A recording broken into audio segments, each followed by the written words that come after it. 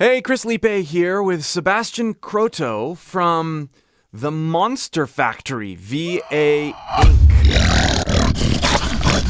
Thanks for being here. My pleasure. Thanks for having me. So, Sébastien owns this company that does sounds for video games and also movies. And you've done stuff for Marvel and PlayStation and all sorts of cool stuff. But more importantly, Sébastien is a incredible traditional throat singer and has figured out how to use that stuff for amazing extreme sound. Inhale screams, brutal growls, all sorts of things. And we get to interview you today and hear some of these sounds and also have you unpack how to get there and how it relates to throat singing. I'm really excited for this. So, first of all, though, a little bit about what you've been doing most recently, because you manage like screamers and artists all over the world for this video game stuff, right?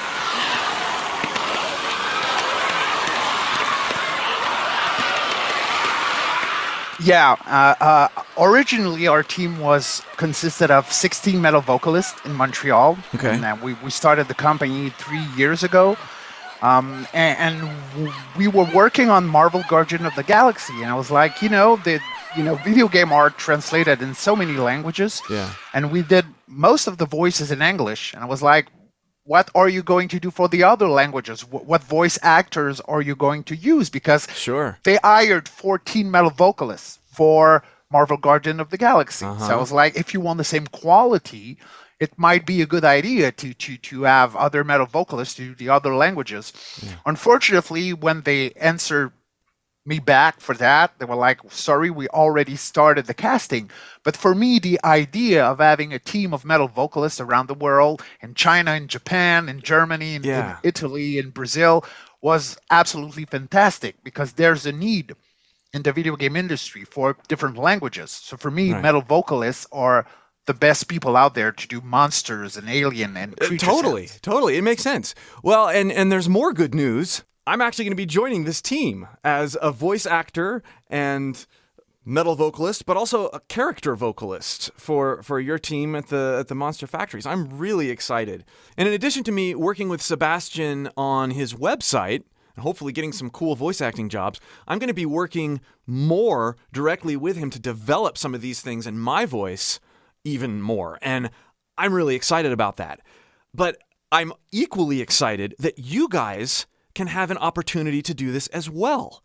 Follow the link below in the video description and you can sign up for a free 10-minute consult with Sébastien. And then you can decide if you'd like to go further with private lessons, private instructions from a guy who's in the industry doing sounds for movies you've seen and develop some of these things in your voice. So click that link below. Well, let's get into some of these sounds. I've had quite a bit of questions about throat singing and inhale screams and stuff like that. In fact, I did a video a little while back about Chino Moreno from the Deftones, and I just got flooded with that stuff. And so I'm really excited to have someone your roots are in this. So start with how you discovered the parallel between throat singing and screaming, and give us some examples of how to get there. No problem. I started singing metal music in 1990, so I've been singing death metal for 32 years now. And at some point during the 90s, I really wanted to try something else with my voice, and I remember looking at the movie Baraka, which is a movie with images from all around the world and from just sounds and music in it. Yeah.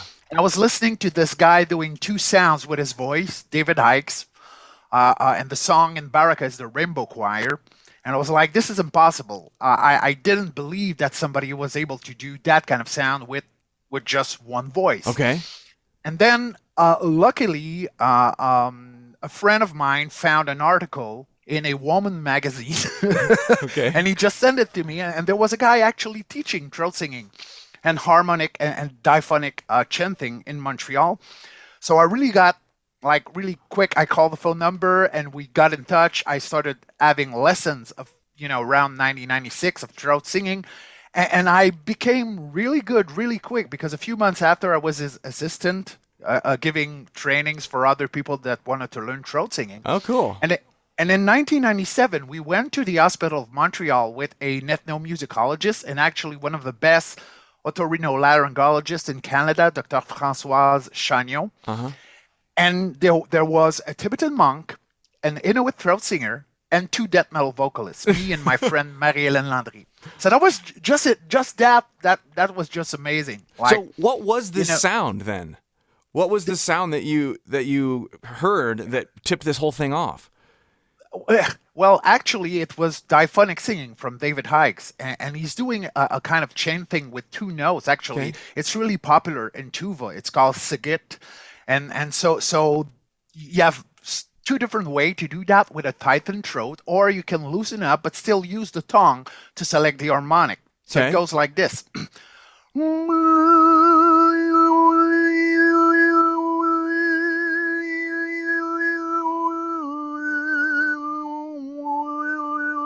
So you're just reshaping your mouth. The mouth? And tongue.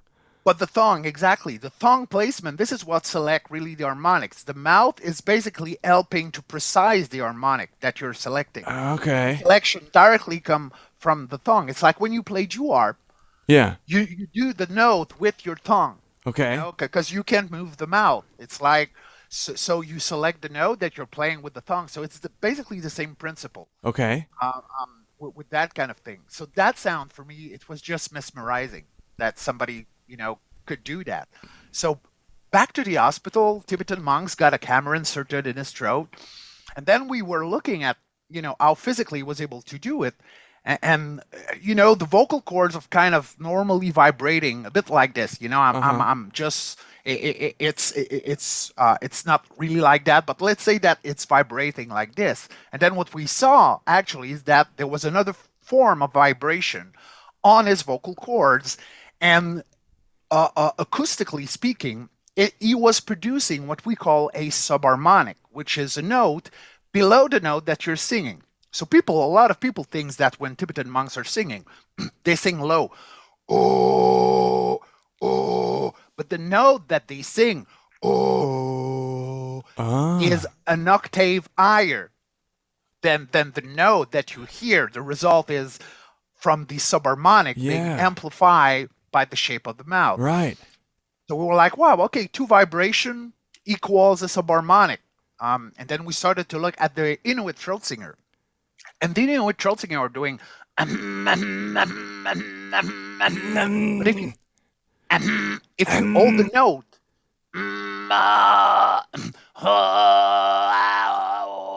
It sounds like Tuvan throat singing.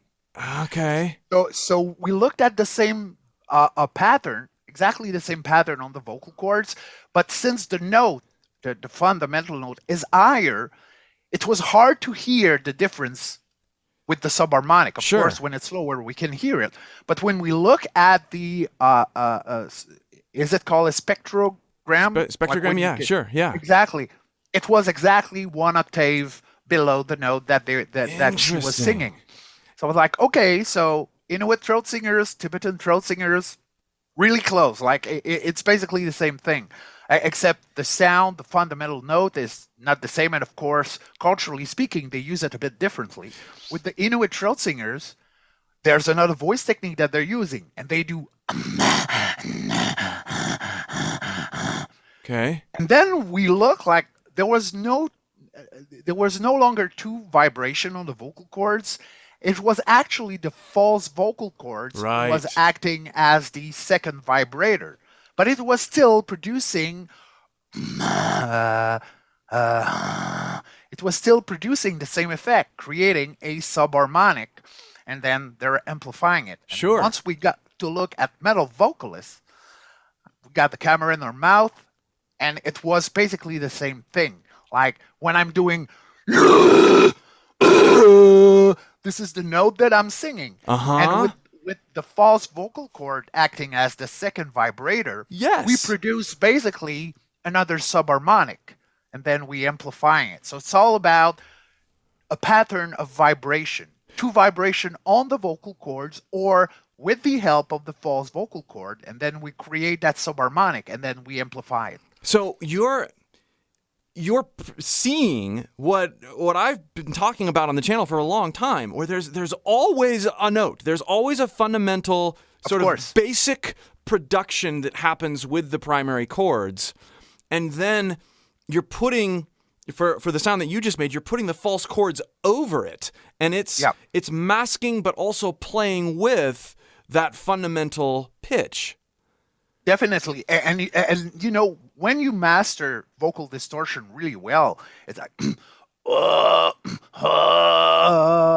right. You can just switch it off, right? Same thing for death metal, right? And you can hear that effect. It produces something below. Same thing for death metal. So it's something that is lower. Same thing for throat singing, Inuit throat singing as well. So we basically, like, once I saw that, I was like, okay, so metal vocalists did not invent something new.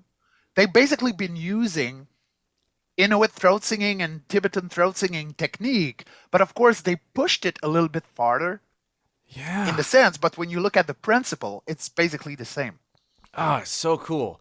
So give us a progression of, you know, if you can make this sound, then you can make this sound, and then build this sound and this sound on top of each other to get to that metal vocalist sound that you just demonstrated last. No, definitely. And for me, throat singing is a way to really fine tune everything you do in harsh vocal. Sure. You know, in harsh vocal, you can still do a sound with too much pressure or not enough pressure, but you can still do it. In throat singing, that's impossible, because if you have too much pressure or not enough, you just lose the sound. Yeah. So for me, by being able to produce vocal distortion and having an absolute control over pressure, it's something that for me, like, once I've learned that, I just became a better metal vocalist. Yeah. So to warm, for me, it's basically warm up exercise to go from really soft vocal distortion, and by adding pressure, at some point we change two vibration on the vocal cords and we go onto the false vocal cords. So there's one basic exercise that I do, which is a really smooth form of vocal distortion. It goes like this, and hopefully I'll I'll be able to do it, because it requires a lot of control.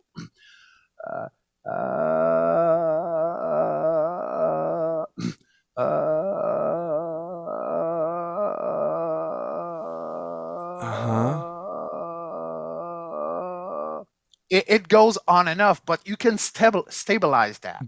So what you're doing is you're combining the sensation of basic vocal fry with a note. Exactly. And without using too much pressure, because it's really smooth. Like I've been teaching harsh vocal and throat singing for more than 10 years, and usually that exercise, you know, it's not tiring for the vocal cords. Right. People might feel a slight discomfort, but basically that's because they're using their vocal cords in the way that they're not used to. You know, but they're doing a risk. Double vibration. It's low risk because you're not putting a ton of air through it, and it's more of a coordination thing than a push at this point. But you're starting to awaken the fact that you're engaging the throat in two different ways. Exactly. And we started in a smooth way. Yeah. You know, very calmly without not a lot of pressure. But that's the thing. Being able to maintain the sound requires an incredible amount of pressure control. Yes. Because if you put just a little bit too much, you lose the sound. If you just don't have enough, you're not able to do it. It's the same. Yeah. So once I do that for a couple of minutes, then I go onto Tuvan throat singing. Okay. So from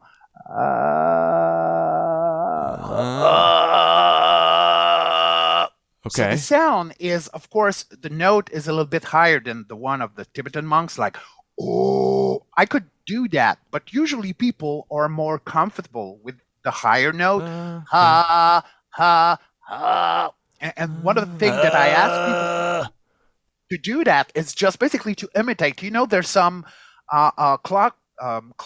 radio clock that when the sound that it makes, it's just like Yeah. exactly. So it's usually easier to get the sound right with that kind of the soft palate is open. Okay. When you can get it,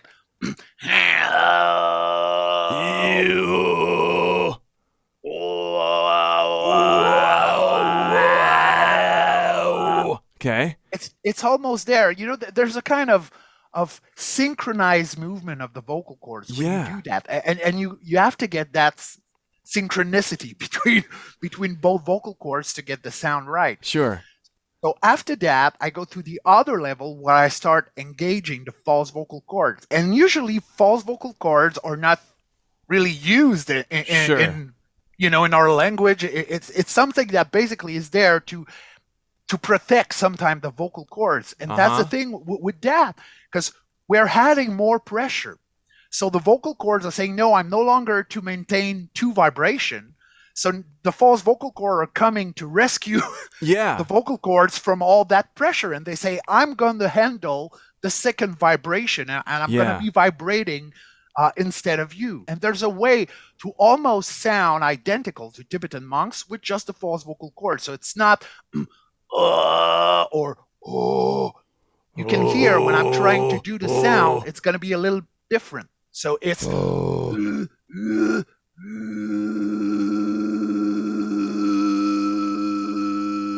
okay. So it's not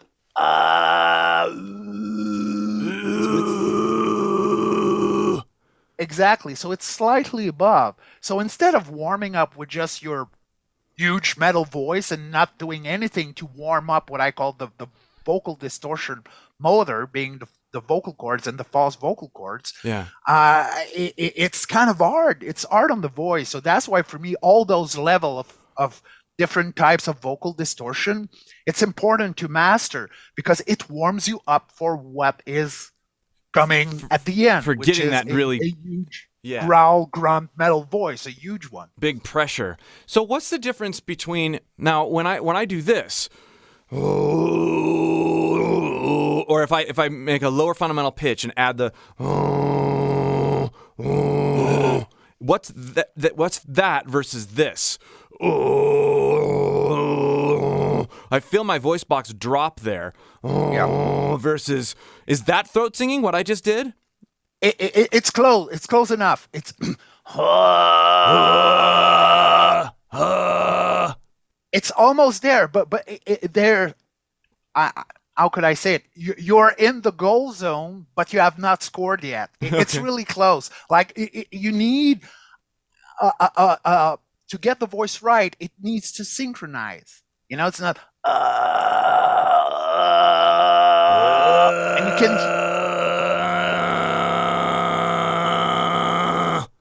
It's so close. Yeah. You're like right on the edge. But that's the thing. To get it right, it's all about pressure control. Sure. For any amount of vocal distortion, there's a need to have an exact amount of pressure.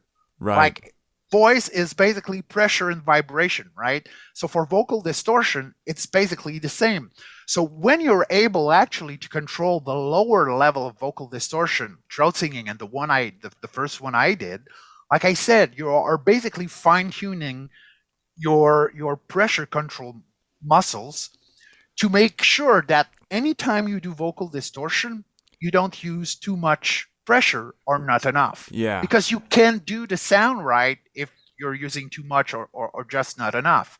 And I think that when you learn that kind of control, when you go into more extreme kind of voices, that kind of control just go over there and you can have, for me, like, it's been incredible. Once I started doing throat singing exercise, my metal voice just got better. Everything about the pronunciation, the control over the distortion. And I've been doing it for 32 years now. Yeah. And I never had any problem and no nodules on the vocal, no nothing. So I'm fairly certain of the fact that doing throat singing helped me a lot and still helped me with maintaining that my harsh my death metal voice, and what I do with that, and all the sound that I'm doing, even for monsters and creature, all are kind of around throat singing technique. Well, I've got a lot of exploring to do, so I'm excited to work more with you on that. You guys, like I said at the beginning, can also work more with Sébastien, face-to-face, privately, and develop some of these sounds in your own voice. Click the link below for a free 10-minute consult, and if you want to, you can move even deeper and do some private lessons with him. Thanks again, man. We'll talk to you soon.